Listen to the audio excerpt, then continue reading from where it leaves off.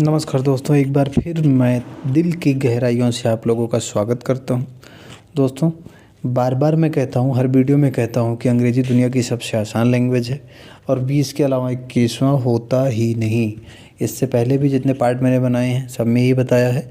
और किसी भी भाषा में 4 आयाम से ज़्यादा कुछ नहीं होता है, केवल 4 कंपोनेंट होते हैं: reading, writing, listening and speaking. पढ़ना, लिखना, बोलना और सुनना।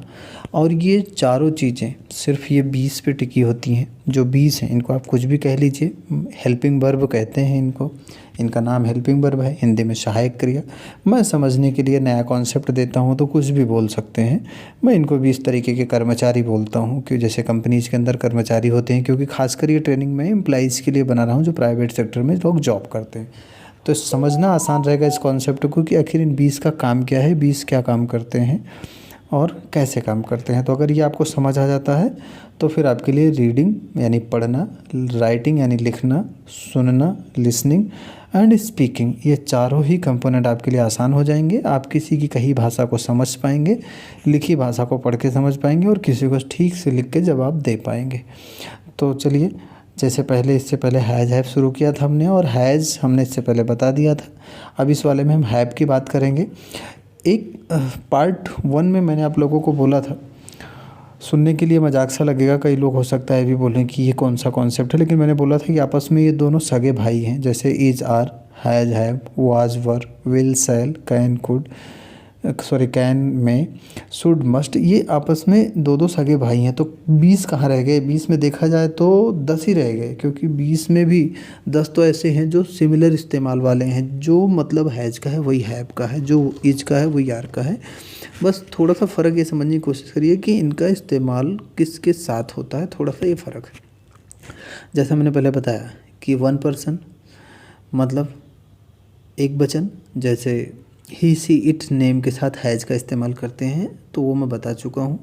अब बहुवचन यानी एक से ज़्यादा के लिए हम आई, वी, यू, दे जिसको बोलते हैं, मैं, आप, वह, तो इसके साथ में हैव का इस्तेमाल करेंगे। तो दोस्तों, यहाँ भी मैंने केवल 4 एग्जाम्पल लिया है, क्योंकि अब तक हम 8-9 पार्ट बना चुके हैं। तो कॉन्सेप्ट आपको समझ आ चुका होगा कि वही 20 घूम फिर के आ रहा है। जैसा मैंने पहले में बोला था कि 20 के अलावा 21वां है नहीं, तो वही 20 घूम फिर के आता है। और तरीका भी सेंटेंस मेकिंग का वही है।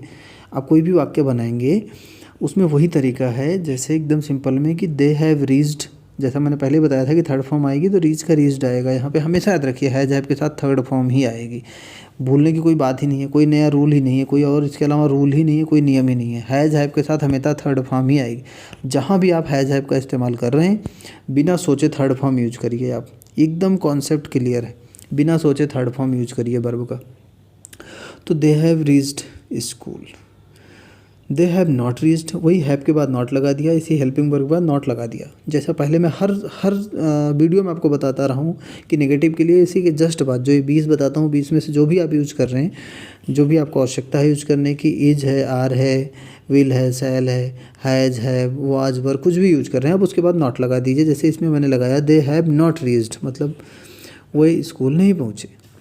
उसके बाद फिर और आगे चलते हैं। मान लो इंटरोगेटिव है कि क्या वो स्कूल पहुंच गए, तो एकदम आसान है, पूरा सेंटेंस वैसे का वैसे रहेगा। पहले भी मैंने समझाया है, सिर्फ हेल्पिंग वर्ब को उठा के आगे रख देंगे। मतलब हेल्पिंग वर्ब जो है ये 20 में से एक जो यूज कर रहे होते हैं उसको सबसे पहले रख देते हैं। यहाँ पे मैं हेल्पिंग वर्ब इसलिए बोल रहा हूँ कि आप 20 में से कोई सा भी यूज कर रहे हो तो हमेशा रूल को याद रखिए, नियम को याद रखिए कि हेल्पिंग वर्ब को उठा के सबसे पहले रख देते हैं।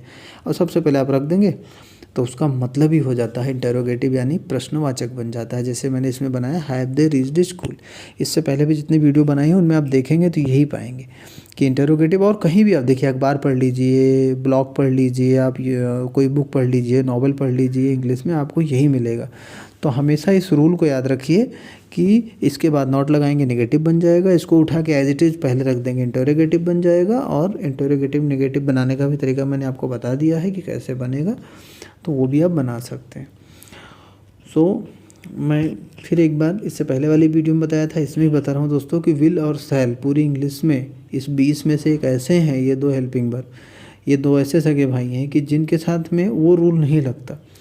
जो एक वचन बहुवचन वाला था, सिंगल और प्लूरल वाला था, ये I, we, you, they, he, she, it, name, ये वाला रूल था, ये मैं अगेन इससे पहले वाली वीडियो में बताया था, इसमें बता रहा हूँ कि इसमें बिल्कुल ये चीज़ नहीं लगता है। इसमें आप इसको कैसे भी कहीं भी इस्तेमाल कर सकते हो, किसी के भी साथ भी, ठीक है। इसमें कोई ये नहीं है कि नहीं ये एक या एक से ज़्यादा या कुछ ऐसा नहीं है। इसको आई विल भी बोलो, ही विल भी बोलो, दे विल भी बोलो, सी विल भी बोलो, इट विल भी बोलो।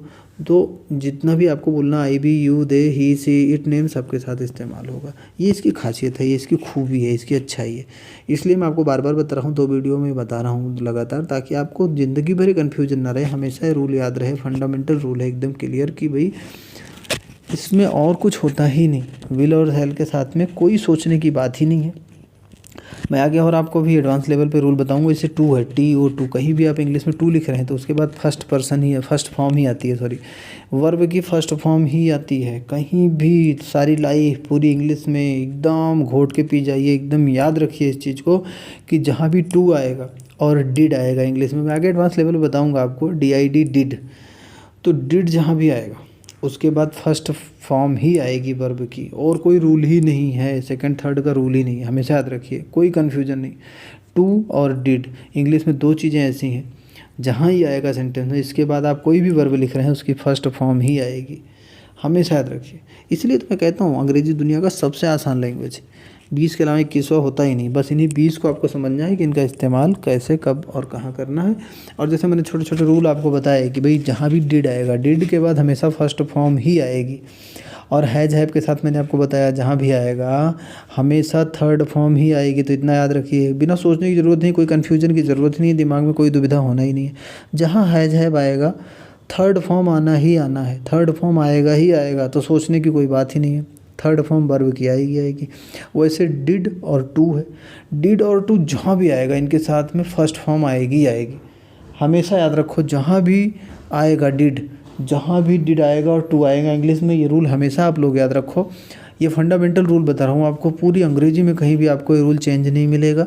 आप कहीं भी उठा के देख लो, इंग्लिश पेपर पढ़ लो, बुक पढ़ लो, नॉवेल पढ़ लो, आप न्यूज़ देख लो, आप कोई ब्लॉग पढ़ लो, जहाँ भी आप देखोगे जहाँ भी टू और डिड लिखा होगा, टू और डिड के बाद हमेशा फर्स्ट फॉर्म ही आएगी। टू और डिड के बाद हमेशा फर्स्ट फॉर्म ही आएगी। ये चीज़ हमेशा याद रखो आप। जैसा हैज़ और हैव में बताया कि हैज़ और हैव जहाँ भी आएगा वहाँ थर्ड फॉर्म ही आएगी, थर्ड फॉर्म के अलावा और कुछ आएगा ही नहीं। तो सोचने की कोई बात ही नहीं, कोई कन्फ्यूजन नहीं है। ऐसे ही मैं आपको ऐसे फंडामेंटल रूल आगे बताऊँगा। ये जब 20 लेक्चर मेरे पूरे हो जाएंगे, इसके बाद में आपको जैसा भी मैंने बताया कि डिड और टू जहाँ भी आएगा आप एकदम याद कर लीजिए, सोच लीजिए, भूलने कोई चक्कर ही नहीं, कोई कन्फ्यूजन नहीं। डिड और टू जहाँ भी आएगा इंग्लिश में उसके बाद हमेशा फर्स्ट फॉर्म ही आएगी। और हैज़ हैव जहाँ भी आएगा उसके बाद हमेशा थर्ड फॉर्म ही आएगी। भूलिएगा नहीं, याद रखिएगा। हैज़ हैव के साथ थर्ड फॉर्म बोल रहा हूँ, डिड और टू के बाद हमेशा फर्स्ट फॉर्म आएगी। इंग्लिश का नियम होता है, इसमें कोई ग्रामर, कोई सोचना कुछ है ही नहीं। सो थैंक यू दोस्तों, नमस्कार।